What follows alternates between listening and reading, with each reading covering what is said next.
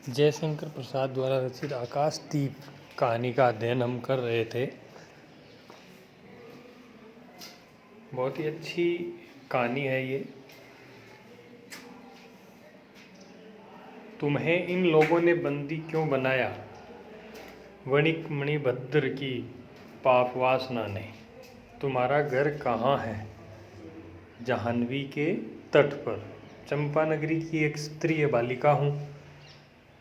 पिता इसी मणिभद्र के यहाँ प्रहरी का काम करते थे। माता का देहावसान हो जाने पर मैं भी पिता के साथ नाव पर ही रहने लगी। तो ये अपना परिचय दे रही है। 8 वर्ष से समुद्र ही मेरा घर है। क्योंकि नाव में यदि आप रह रहे हैं तो निश्चित सी बात है आपको अपना जीवन समुद्र में ही बिताना है। तुम्हारे आक्रमण के समय मेरे पिता ने ही 7 दस्युओं को मारकर जल समाधि ली। 1 मास हुआ। मैं इस नील नभ के नीचे नील जल निधि के ऊपर एक भयानक अनंतता में निस्सहाय हूँ, अनाथ हूँ। मणिभद्र ने मुझसे एक दिन घृणित होकर प्रस्ताव किया। मैंने उसे गालियाँ सुनाई। उसी दिन से बंदी बना ली गई। चंपा रोष से जल रही थी। तो चंपा ने बताया कि मुझे बंदी इसलिए बनाया गया।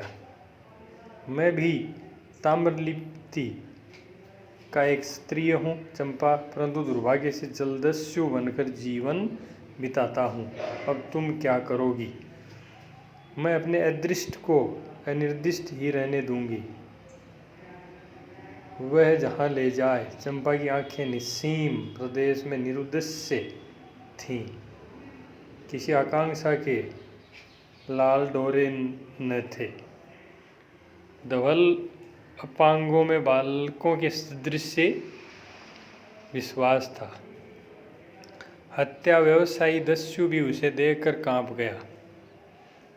उसके मन में एक संभ्रमपूर्ण श्रद्धा यौवन की पहली लहरें जागने लगी, लहरों को जगाने लगी। समुद्र वक्ष पर विलंबमयी राग रंजत संध्या थिरकने लगी। चंपा के असंयत कुंतल उसकी पीठ पर बिखर रहे थे, बाल पीठ पर बिखरे हुए थे।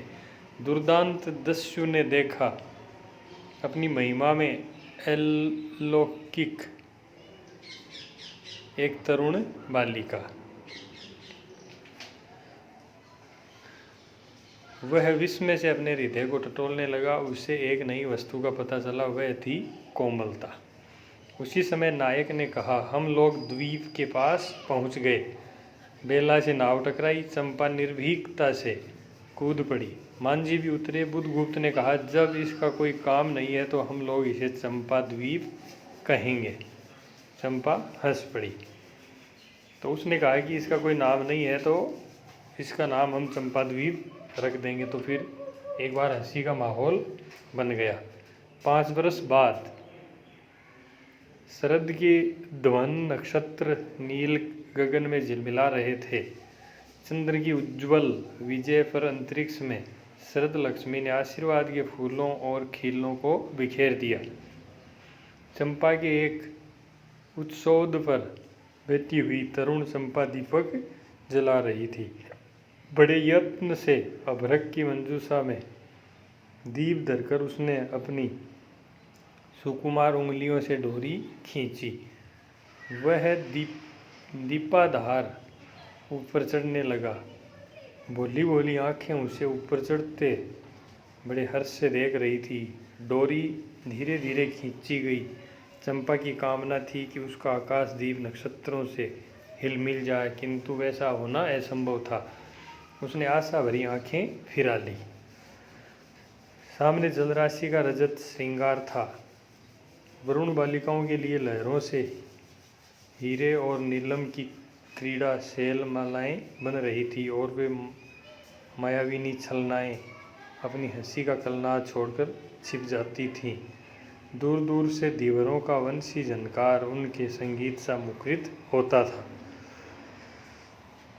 चंपा ने देखा कि तरल संकुल जलराशि में उसके कंदील का प्रतिबिंब अस्त व्यस्त था। वह अपनी पूर्णता के लिए सैकड़ों चक्कर काटता था। वह अनमनी होकर उठ खड़ी हुई, किसी को पास न देकर पुकारा, जैया। एक श्यामा युवती जिसका रंग श्यामवर्ण थी वो सामने आकर खड़ी हुई। वह जंगली थी, नील नभोमंडल से मुख में शुद्ध नक्षत्रों की पंक्ति के समान उसके दांत हंसते ही रहते। वह चंपा को रानी कहती, बुधगुप्त की आज्ञा थी। महानाविक कब तक आवेंगे, बाहर पूछो। तो चंपा ने कहा। जया चली गई। दूरागत, दूर से आई हुई पवन चंपा के अंचल में विश्राम लेना चाहता था। उसके हृदय में गुदगुदी हो रही थी। आज न जाने क्यों वह बेसुध थी। एक दीर्घकाल दृढ़ पुरुष ने उसकी पीठ पर हाथ रख चमत्कृत कर दिया। उसने फिर कर कहा, बुधगुप्त, बावली हो क्या? यहाँ बैठी हुई अभी तक दीप जला रही हो? तुम्हें यह काम करना है।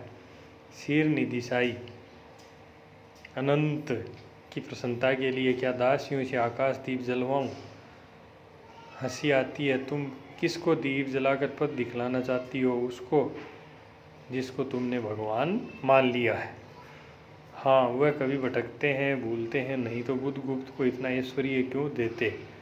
तो बुरा क्या हुआ? इस द्वीप की अधीश्वरी चंपा रानी, मुझे इस बंदी गृह से मुक्त करो।